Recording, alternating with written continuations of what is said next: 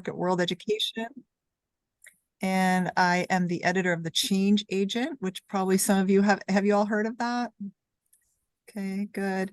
And I also do work for NELRC, which stands for, it's a $6 million question. Who wants to say what it stands for? A lot of initials in adult ed. Anybody want to take a go? Okay. I hope you all know where your unmute button is, because I'm going to be asking people to, chime in, unmute, and speak during this. So locate your unmute button. And the NELRC stands for New England Literacy Resource Center. And it's a collaborative between 5 New England states to combine efforts to do professional development together, to do research, to think about what's new in the field and what we should be kind of learning about and taking back to the classroom in our programs. So I am doing this webinar for NELRC, and I think we probably have a lot of those 5 New England states here in the room with us. And what I'm going to be telling you about today is a project that NELRC has done every 4 years since 1996. And it's VERA, another set of initials, which in this case stands for Voter Education, Registration, and Action Campaign. Okay, so this is what we put together resources every big election cycle so that you can take these resources back to your students and teach, basic skills in the context of a major current event. And it also teaches civics and social studies and things like that. So what I'm going to do during this 1 hour that we have together is, well, let's look at the agenda. Is basically introduce you to VERA, and I'll show you around the website, and then I'm going to let you all take a look at it yourselves and just explore and come back and tell me what stood out to you. And then I'm going to show you a teaching activity called The History of Voting, and there's a lot of different elements to it, so I think that'll be fun. And then I want to just drop a little pin in this idea of training your students to be voting ambassadors. It's not something you necessarily have to start working on right now, but it's something that I want to kind of open the window to this, let you see it, let you think about it, and possibly start taking the long-term steps to teach your students to be voting ambassadors. Okay, and I feel very happy to be interrupted. We're a small group, so you can unmute and just speak up. You can put something in the chat. I have Kathleen on notice that if there's a question in the chat, she should interrupt me and read the question out loud, and because I might miss it. I'll be trying to check the chat, but I might miss it. But please, let's all hear from each other during this. There's a lot of questions and input that I'm hoping to have you respond to. So let's say a little bit more about VERA. So perhaps the most important thing is it is a nonpartisan campaign. So almost all of us are 501c3s. We're not allowed to endorse candidates or parties, but we are allowed to talk about issues. Okay. So VERA is very clear. It's not endorsing any party or candidate. It's more about the mechanics of registering, learning about the issues, voting, and staying engaged. The goal is to educate adult learners about, not just the voting process, but also the issues, mobilize them to vote, and then stay engaged, hopefully, and to do this in a way that teaches basic skills. That's reading, writing, speaking, and listening, also adds knowledge and supports digital literacy. And the whole thing is sponsored by NELRC, and we've been doing it for almost 30 years now. So it's had a lot of staying power. I think it's been useful for programs and for teachers and for students. So I think that's why it's stayed around this long. What do students say about it? I mean, here's just one quote from a student Julie's Family Learning Center in Boston. Yeah. I think this is kind of a common thing. At first, students might say, I don't have time for this. I have enough other problems on my plate. That might be a response, or voting doesn't make a difference, or why should I concern myself with this? And some of our students can't vote, right? They're not citizens. But still, there's a lot of ways to engage, whether you're a citizen or not. And so we're going to cover some of that during this hour. But I think it's really important, if you are thinking about bringing election materials into your classroom, to be ready to hear some resistance from students. There's good reasons why people feel like maybe their vote doesn't count. Maybe they've had experiences where they voted for somebody thinking something would happen and then it didn't. But I think it's just really important to give oxygen to those feelings and let people have their say about it. So let's now look at the VERA website. I want to show you how I set it up, trying to make it as teacher-friendly, student-friendly as possible. So the website is freely available to everybody. I'm going to have you go check it out yourselves in a minute. So for now, just stay with me here on my screen and let me show you around a little bit. So on the top screen, what we did was we created a timeline of when to engage in certain activities. So for fall 2023, which is now, my idea is to just get started by teaching about the history of voting and voting rights. That's a good way to kind of start engaging people. And then in the winter, there's much more to do. These are all links that lead you to ideas about how to teach these things. There's lots of resources that are ready to, easy to print out. There's websites that link, there's links to websites that help you teach about certain things. For this go round, I really amplified the media literacy part. And I did this because, we're in an era of, not just AI generating stories and news, but, also people being in social media bubbles, people not necessarily hearing multiple sides to a story. Because once, the algorithm figures out your worldview, it just feeds you that content all the time. And so our students really, we and our students really need to educate ourselves about how that works and how to not get duped by it. So there's much more attention to media literacy in this round. And then in the spring and summer, by then, some of the ballot questions will be published. Right now, we don't know what's going to be on the ballot questions for 2024.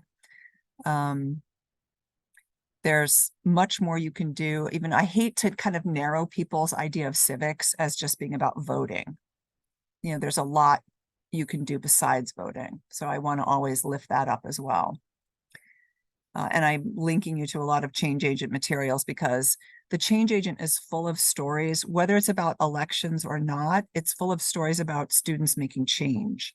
So if you're talking about civic engagement, open that up a little bit. It's not just about voting every 4 years. It's about thinking of yourself as an agent of change in all sorts of different contexts. And then for fall, when the election has come around, and this is a big part of the VERA campaign this year, is that we're suggesting that you could train your students to be voting ambassadors. And actually, I can't remember if I have it earlier. It's something that I would start before fall 2024, because by 2024, you kind of want them to be up and running. Although if you did start in September, you could get people going and that would be fine. But if you started in the spring, you could also be supporting people to register to vote in time to take part in the primaries, for example. So it could be something that you really start in the spring. And I have lots of materials that I'm going to show you later about how to train people to be voting ambassadors. And then there's a lot more content here for, thinking about the elections, including here what I mentioned, that there's lots of ways for people who can't vote to engage. So there's some frequently asked questions here that you could look at. So that's the top page of VERA.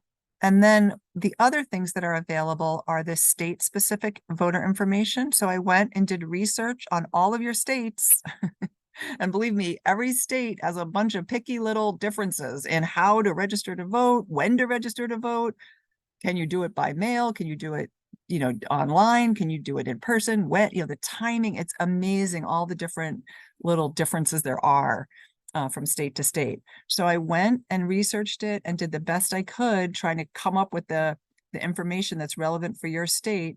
And for each state, I did, something like this, the date of your primary, the deadline for registering to vote. Do you have same day registration in your state? What are the locations for that? What are the instructions for that? There's a lot of information. Can you register to vote online? You can print out this form, or you can go to an election office. Where can you go for more information? And then eventually I'll know what your ballot questions are, and I'll put them up here too.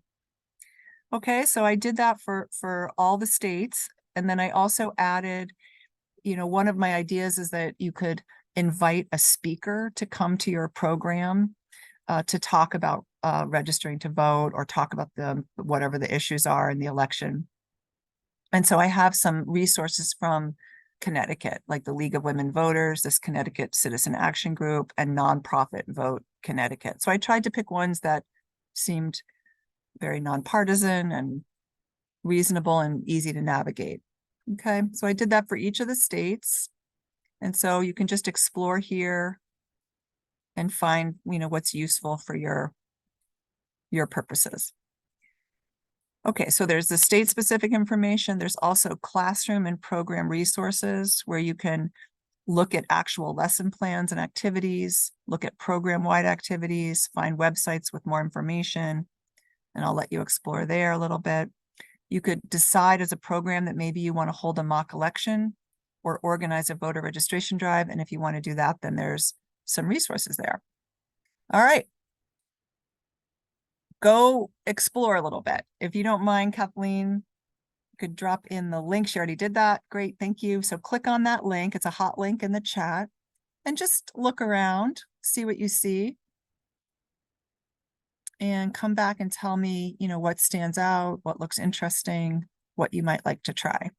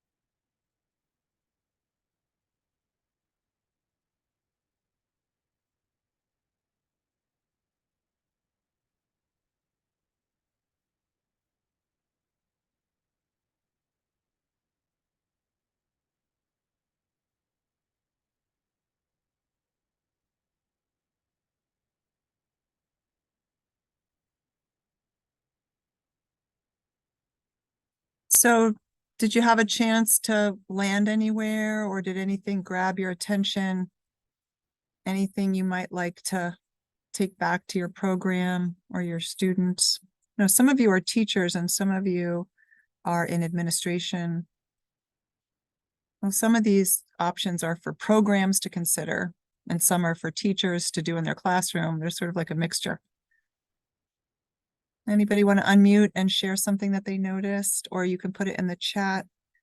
Like Jessica says, she's checking out the voting ambassador slideshow. Great, that's great. I'm going to walk us through that a little bit later. So, but that's good. You're getting a preview.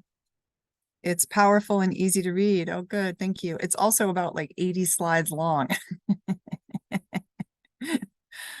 But I have a note on the first slide that says you can adapt it and you can break it up into different slideshows if you want. So Amanda says, I've been meaning to use the change agent more with students, ESL mostly, but now I'm definitely going to use the resource. Great.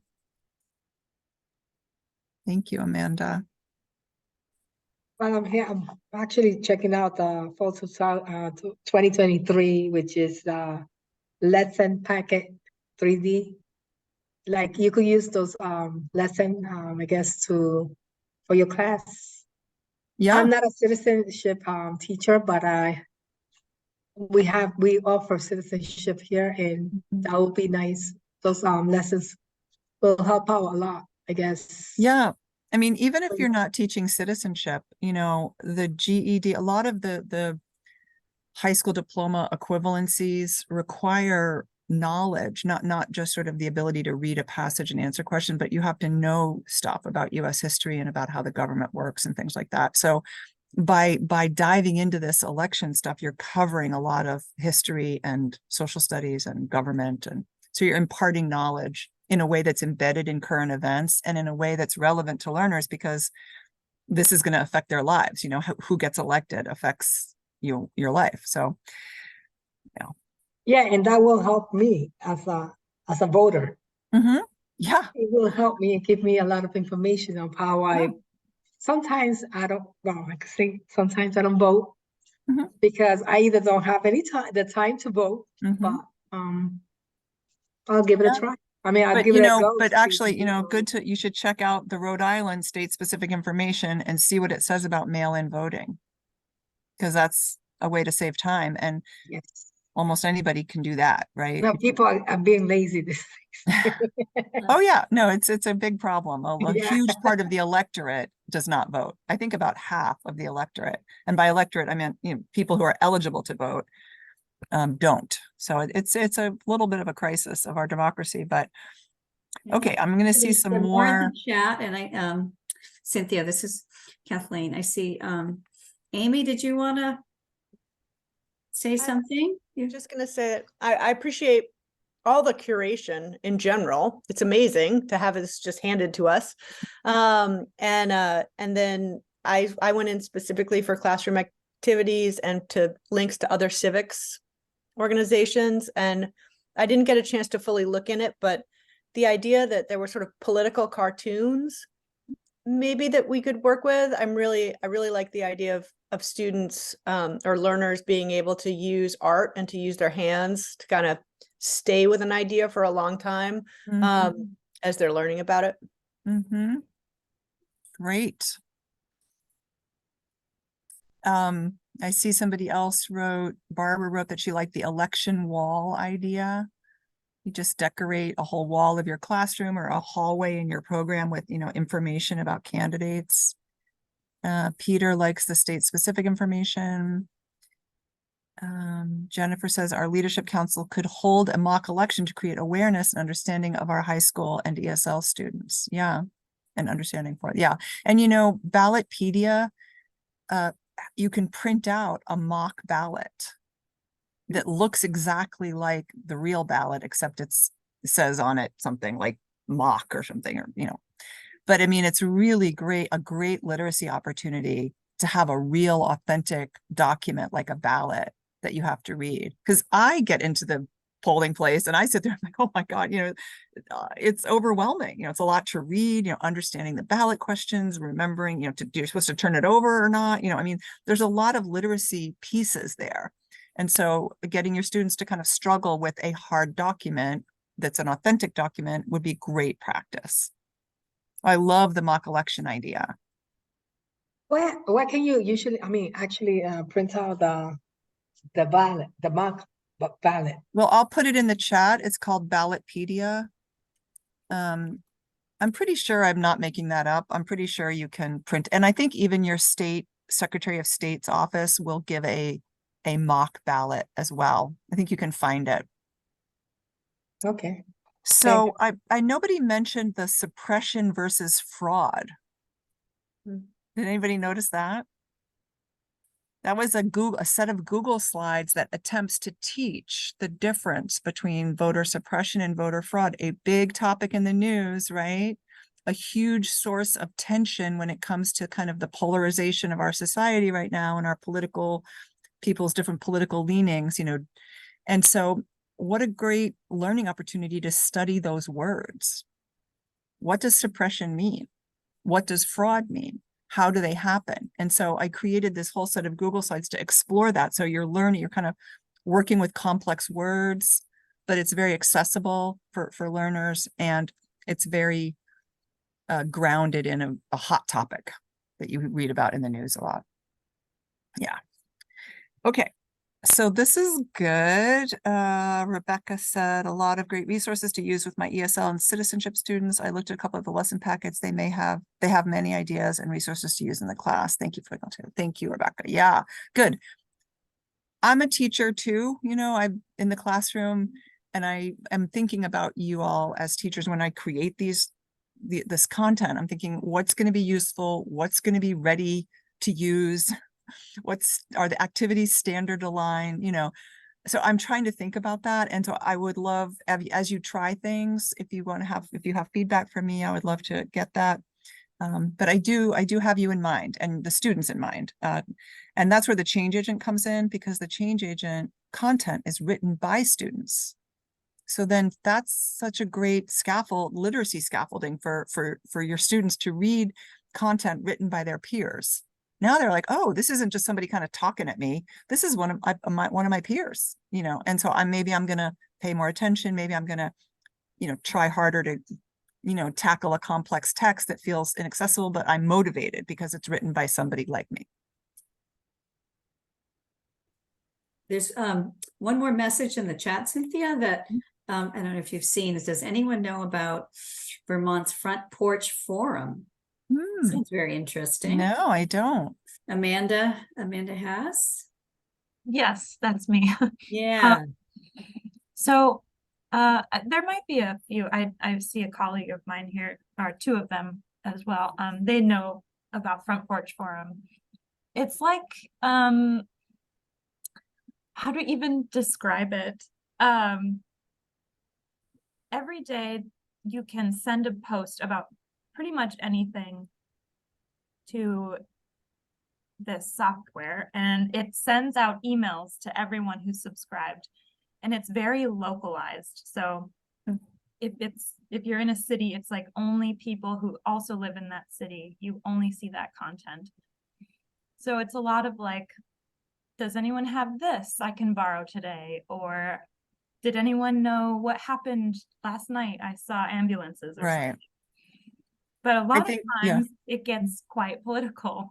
And as a regular user, you kind of come across posts of like the city manager or city councilors are posting on there. And I think it would be good to learn like what's the informal way of consuming political content versus like the very formal way you see it on other places. Interesting. Yeah, I love that idea. I don't know if you have a link or something you could put in the chat, but that would be great. I'll try to find something, but if you don't live in Vermont, it's like you have to put in your address in order to get access to the forum. Right. And then it's very specific. Right. Well, thank you all for sharing and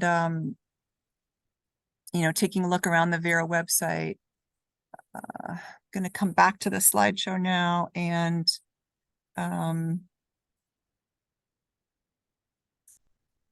focus a little bit on this idea of, you know, for the moment, instead of getting really into the election, the idea is to focus on the history of voting rights. It's just such a fabulous way to teach the history of the United States, to learn so much about the fluidity of history and how people pressure the government to make change, and then sometimes change happens, and then sometimes the thing that we gained gets taken away, and then we fight back, and then we get it again, you know, maybe in a different way. But you know, it's just this very interesting, and I think very optimistic and positive way to teach history, because you really get this feeling of history not being written in stone, but being something that is constantly in flux, depending on how people take action. And I have a little video that I want to share with you that I feature in the History of Voting Rights packet. But I want to play it for you. I might not play the whole thing, or maybe I will. It's only 3 minutes. So here we go. Hello, I'm Perez Hilton. Did you know that more people in the United States check their Facebook and watch the Super Bowl than exercise their right to vote? We've got some serious issues to deal with. So how come so many of us don't even bother to vote? Is it because we don't care?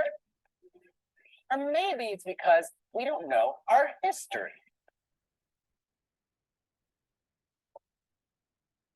So let's go back, way back. Our country's first election came after fighting for our independence. A fight that cost many lives, but it was worth it, because instead of being ruled by a king, we were finally able to make our own laws. But not everybody was allowed to participate. You see, back then, you had to own property, be white, and a man in order to actually vote. Now, things continued that way for about 80 years, until after the Civil War, when slavery was abolished and all men were given the right to vote. Now, hold up a minute. Just because we had the right to vote didn't mean we could use it. See, all these new voters wanted to participate, which threatened the people in power and their ability to stay in power. So they tried to stop us with violence and shady new requirements like literacy tests and poll taxes. We had to fight for nearly 100 years before the Voting Rights Act passed and finally outlawed these dirty tricks. And you weren't the only ones that had to fight for your right to vote. Somehow women got left out and had to organize and fight state by state, until we took our fight to Washington and finally got our right to vote all across the country. And even once the laws guaranteed every person the ability to vote, you still had to be 21 in most states. So when our government began drafting people under 21 to go fight in Vietnam, they realized their lives were at stake and they had no say. Young people all across the country rose up in protest and demanded that everyone over 18 should be allowed to vote. And since then, young people's votes have been crucial in deciding lots of big elections. Like in 2008, when a Black candidate had a real chance to become president, young people showed up in record numbers. Every year, we make up a larger share of the voting population, giving young people more power, but only if we participate. So let me break it down.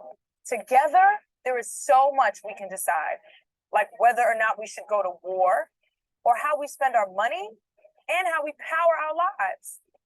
We can determine who has the right to marry and who has the right to choose, what possessions should be outlawed, and whether or not we should legalize. It's up to you to make your choices and shape our future. If we sit on the sidelines, then others will make it work for them instead of us. So let's make our voices heard. So what would it take for you to vote?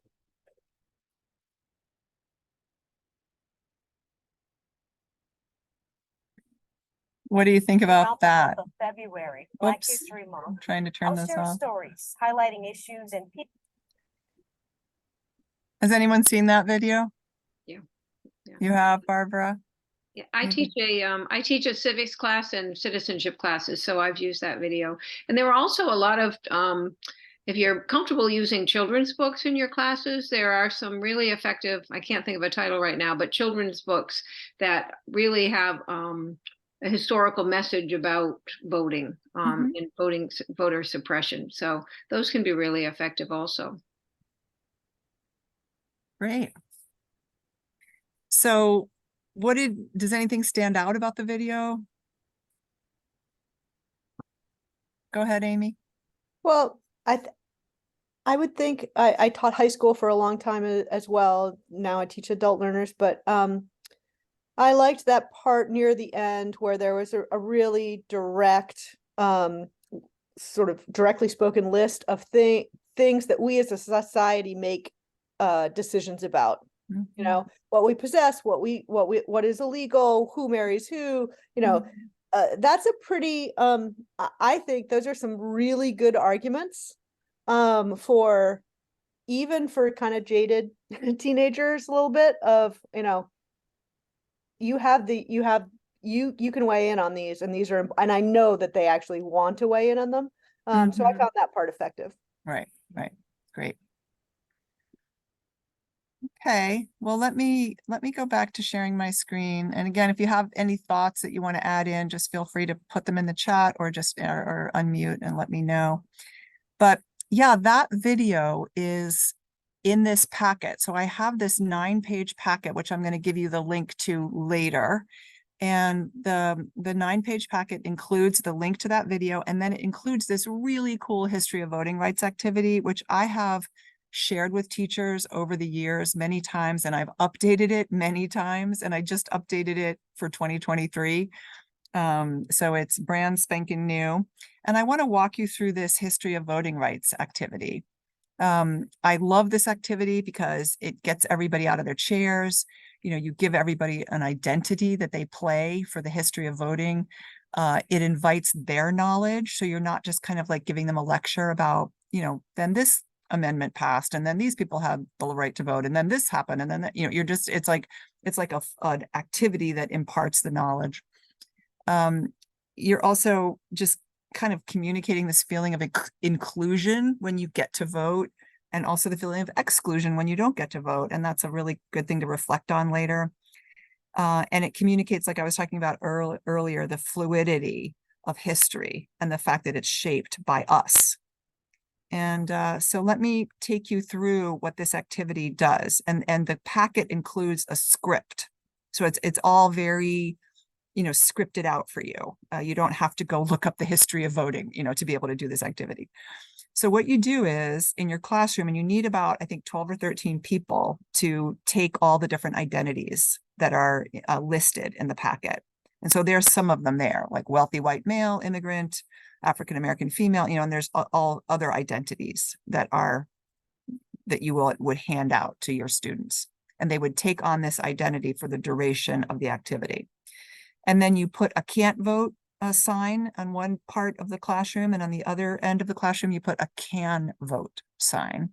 And everybody starts out, all the people with these identities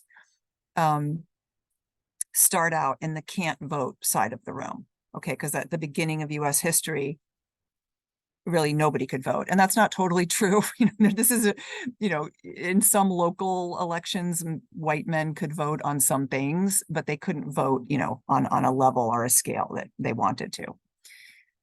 So everybody starts out in the can't vote side. And then as you read the script, and as the Revolutionary War, after we win the war, the people who have the right to vote is just the white men who own property. So that the white man gets to kind of walk over to the can vote side of the room. And it's funny, you know, when people take on these identities, obviously you could have a Latino woman got the identity of the white man. So she gets to play the white man, you know, for a little while. And there's a lot of humor and laughing, and there's a lot of, you know, it's just a fun way to kind of act out something. And then, you know, as that video showed, you know, over time, people did win the right to vote. So for example, in 1870, Black men got the right to vote. And so your Black man, the person with the Black man identity, can walk over to the can vote side of the room. Okay. But then, you find out about the poll taxes and the literacy test. And so that Black man, might have to walk back to the can't vote side of the room. Now, I love when I do this activity because people always have a lot to say about that. Not necessarily a Black man could have passed the literacy test and could have been able to pay the poll tax. It's not like anything is totally written in stone here. So, but you get to debate it, people get to talk about it and kind of collectively decide whether that person has to come back to the can't vote side of the room or not. So you see, it's very interactive and collaborative. And then after you do this activity, and there's a lot of back and forth. When you read the script, you'll see there's a lot of back and forth. People getting the right to vote, losing the right to vote, getting the right to vote, losing the, immigrants had the right to vote, believe it or not, early on, because they were when they were trying to encourage people to settle land out on the frontier, they would give immigrants the right to vote if they would agree to go settle land. But then of course that right got taken away. So, and then it's really great afterwards to process, what it felt like to play a part in this activity, and then to think about what are your voting rights today. Where are voting rights in flux in our communities today? There's a lot going on there. So it's a great topic. And I don't have time to talk about it too much right now, but that is, so that's just a quick, summary of that activity. But I really encourage you when I share the link to the packet and later on to just read through the script and see what it's like. Okay, what else is in this packet? So there's this great article by Andy Nash, which she wrote, I think in 2016, in which, she and I together kind of updated it for 2023. And it's about race and voting rights. So it is specifically looking at how, we don't have a poll tax or a literacy test now, but we have a lot of other dynamics in the world of elections that prevent the Black vote or suppress the Black vote. They don't out and out necessarily prevent it, but there's things like, oh, Alabama closed all of its driver's license places in communities that serve mostly African Americans, and so now they can't get the ID they need to be able to vote. It's other kinds of pressures that make it harder for African Americans to vote. So she explores that in this article. And then there's 2 more pages of stories about real people who lost their right to vote due to this kind of suppression that is new. Or not new, a different version of suppression. And then there's a worksheet at the end to assess understanding and to kind of take it further. And there's a couple of writing projects and things like that. And so I want to just give you a minute to look at the packet. Kathleen's going to drop in the link and you'll be able to just click on it and go straight to the PDF of this 9-page packet where you'll see the link to the video, you'll see the script for the voting rights, and you'll see Andy's article, the other content, and the worksheet.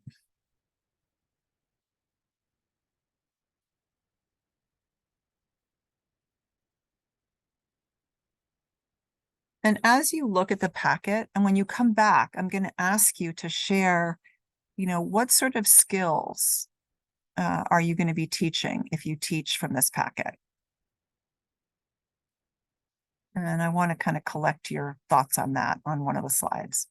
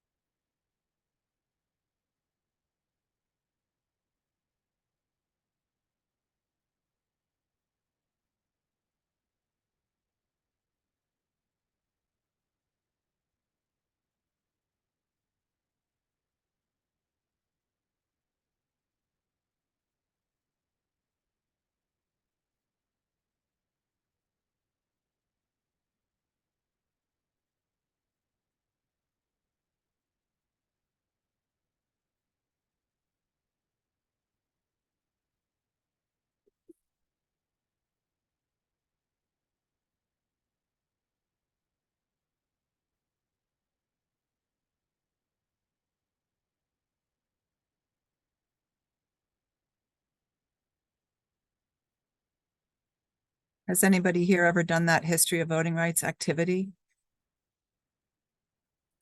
No. Oh, Amy, you've done it? Oh, wow, cool. You're on mute, Amy. I did a civics course and we created something like that. It was a little different in that they each took an identity and we had walls that you could write on. And Mm, so we actually created these lines that went around the whole wall like a timeline. mm, And so you could see which lines were interrupted and which lines went all the way around. And if the line was present, then they were dealing with voter suppression. And interesting. there were a lot of lines that just, you know, we were surrounded by the history, like kind of in the room. It was cool. Interesting. Very cool.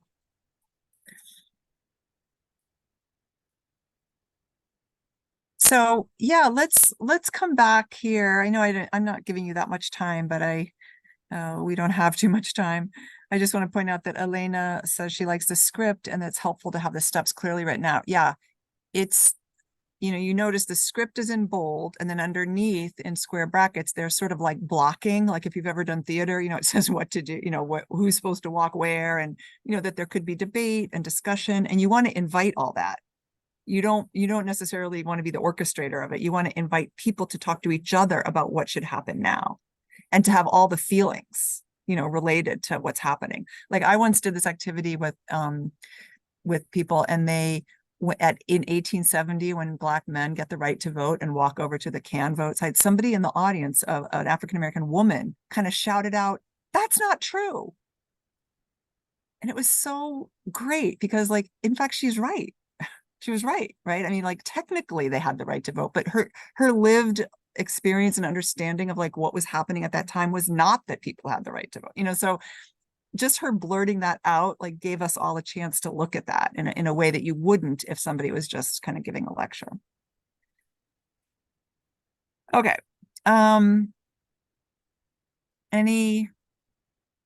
Any thoughts about, and Kathleen, thank you. Kathleen's gonna take some notes while you all offer, what are you teaching if you teach this stuff? What are your students going to be learning? Yeah, I'll add some from the chat. Peter had comprehension questions. Okay. Critical reading skills. Try that. Yes. Critical reading, critical thinking. There's also like academic vocabulary, things like based on the evidence, that you can also focus on in this lesson and other lessons. Right.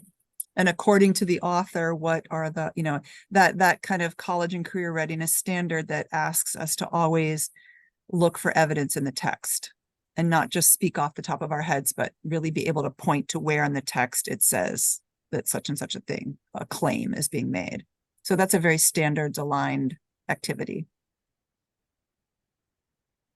I think it's also teaching that these rights are not permanent unless they're protected. I was reading that the inset in Andy Nash's piece about a woman who had received the right to vote and then lost it at an elder, after decades of having it, just because of a name problem. Yeah. Right. Yeah. Yeah, it's very sobering.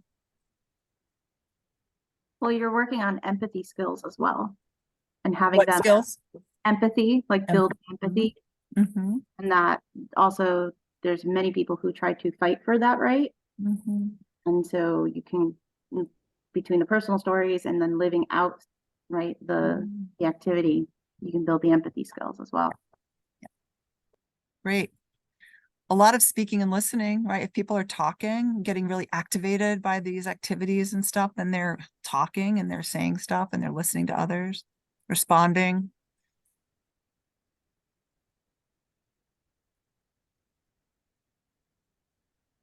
And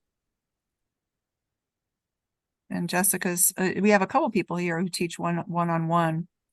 This could be worth setting up a voting class, perhaps in the evening, so that students who work in the daytime can attend. Work like this would be great to put in an HCSP for their social studies credit. Great. Love that. Or maybe they could become a voting ambassador for their social studies credit. Okay. So we just have about 10 minutes left. So let me go back to the slides. And we can kind of finish up. Let's see, the notes are here. Thank you, Kathleen. Kathleen's been capturing the notes. I have some more notes down below, which we might stick in there. And then what we'll do is we will send you a PDF of these slides, because then that way the links will be very accessible to you. You can just click on them from the PDF, and you don't have to have kept a record of what we talked about here, because you'll get the PDF. I want to let you know about the voting ambassador training. So, do we have time to look at it? Yeah, probably we do. Okay, but let me just show you this slide. So what I did was I collated 3 articles, I think it's 3 articles by students about voting and civic engagement. So it's a lot about, well, why should I vote? What's the point of voting? But it's in student voices. Actually, one of them is by Art Ellison from New Hampshire. Do people remember Art Ellison, who used to be the director of adult education in New Hampshire? So that's the first part, is just to get kind of warmed up with this idea of being a voting ambassador by actually plunging in and reading, like, why does it matter? And then there's something that I wrote, which is just practical steps about how to register and how to vote. And of course, I'm assuming people from all over the country are using this, so I can't totally hold your hand there and tell you exactly what to do, because I don't know what state you're in. But if you're in any LRC state, you can go look at VERA and you can look up how to do it in your state. But if you're in outside of New England, then you're gonna have to figure that out. And then the last part of it is ideas for how to get started supporting others to register, to learn about the issues, to actually vote, and then to reflect on that. So that's what the job of a voting ambassador is. And I just want to be clear that it can be anywhere along a whole spectrum, from super engaged in all sorts of levels, all the way down to organizing carpools to vote on election day, all the way to that. Or it could just be very simple and minimal, registering people to vote. That could be it. So you don't have to take this on. I know how busy we all are, and I know how hard it is to kind of fit in extra things.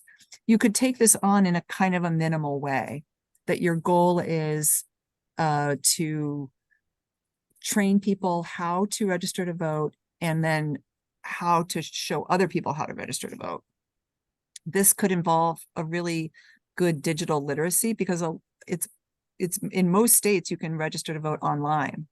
So you could, go to a public place, or you could just set up a table at the program, and as people come in, you could sit there with some tablets, and your voting ambassadors could support people to register to vote right then and there on a tablet. So I want to, just make it clear, it's very adaptable and malleable to what you have the capacity to do. Just briefly, I'll show you some of the slides. I want to make clear about the way to use this resource is, right now it's this very, very long set of slides, but you can make a copy of it. If you have a Google account, you can make a copy, and then you own the entire presentation, and you can chunk it out differently. You can add quizzes, you can add other kinds of resources to it. You can do whatever you want to it. But if you don't do that, you have to view it exactly as it is, because the share settings are anybody with the link can view, but you can't edit it. If you don't have a Google account, you can download it into your software presentation, your presentation software that you have, and use it. And again, you're the owner of it, and you can adapt it. Okay, so that's the way to use this resource. And then, the table of contents just shows you what I just kind of told you about. So here are the 3 articles, 2 about why to vote, and 1 written by a non-citizen about the things that you can still do. So these two are written by students, and the top one is written by Art Ellison. And then this is what I wrote, the nitty-gritty about voting. And then here's some ideas for how to try it out, how to plan your action, and then how to reflect on what you've done. So that is a very quick preview of the voting ambassador training. I think I'm going to be doing something later for NELRC on the voting ambassador training. And so we'll be able to talk more about it, in more depth. But the reason why I wanted to preview it for you here is because I just want you to be thinking about it. It's fall 2023. Let's say you want to start rolling something out in spring of 2024. What do you need to set into place now to make it possible for that to be successful in the spring of 2024? Or say you really want to wait till September 2024 before you start doing this. Then what do you need to do in the spring or in the summer to make sure that the capacity is in place, and the tools are in place to roll it out and make it successful? So so heads up that this is something you could be working on. What are some other program strategies, besides the voting ambassadors, which, you could do that voting ambassadors program wide, which would also be kind of a community building experience for everybody, or it could just be in your classroom. But some of these ideas we've already talked about, like holding a mock election in your program, doing the candidates wall, and a forum. You could invite people to come in and speak. You have to be careful that you invite, candidates from both parties, assuming there's usually 2 parties. Sometimes there's more than that, but you have to at least invite both candidates.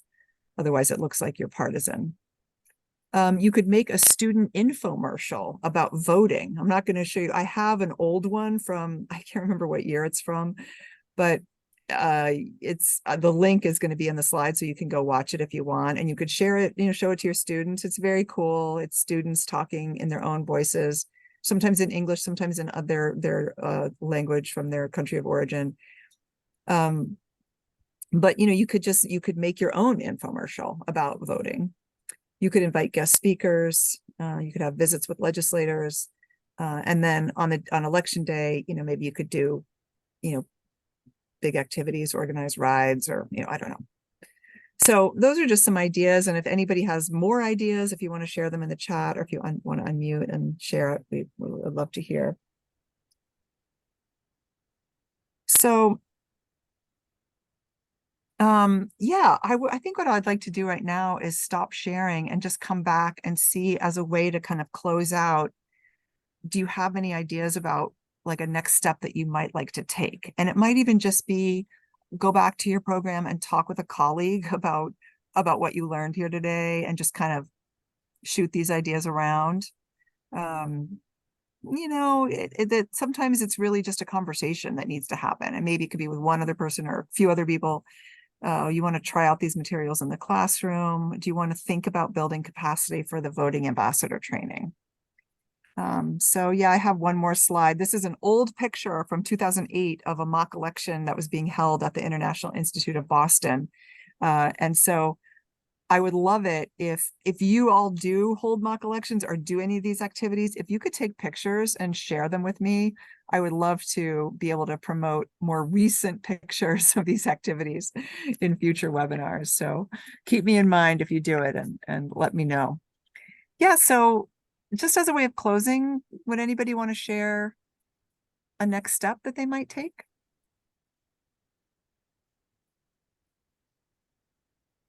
We're not holding you to it.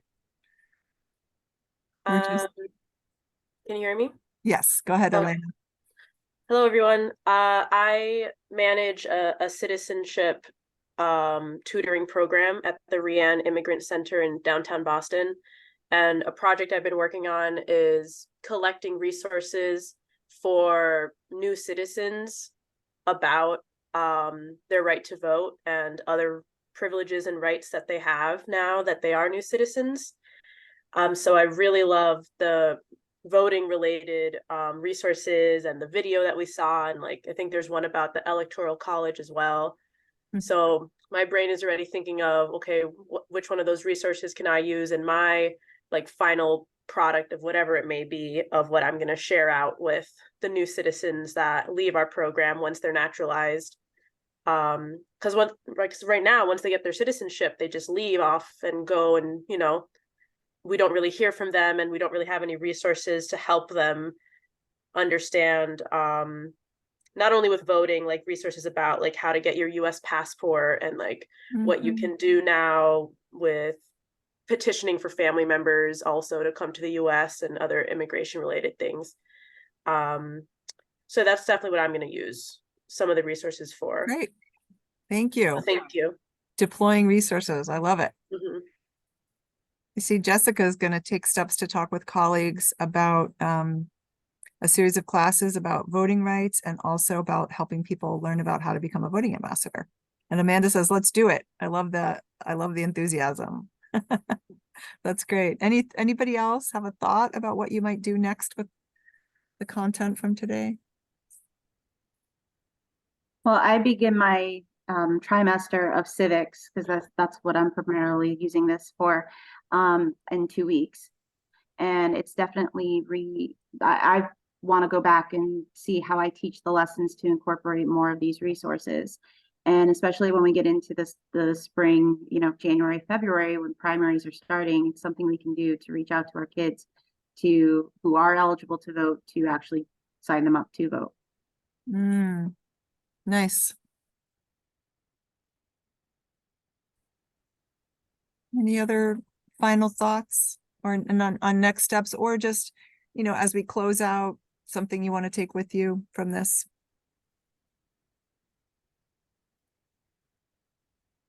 I'll just say that I think it's exciting, this kind of wider revitalized civics that has to do with sort of power generally, rather than sort of civics equals government.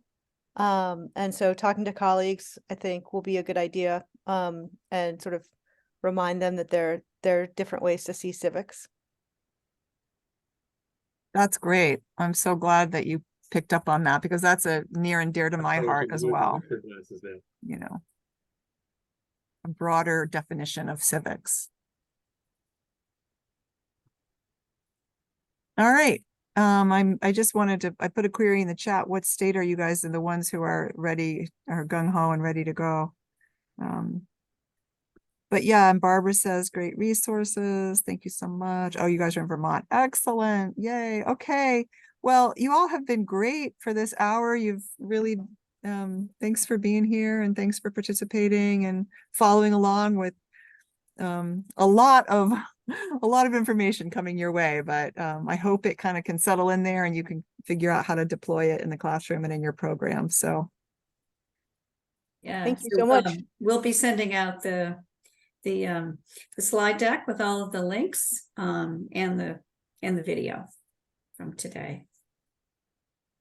All right. Well, thanks again. Thanks for all you're doing out there in the world. Thank you. More soon. Bye.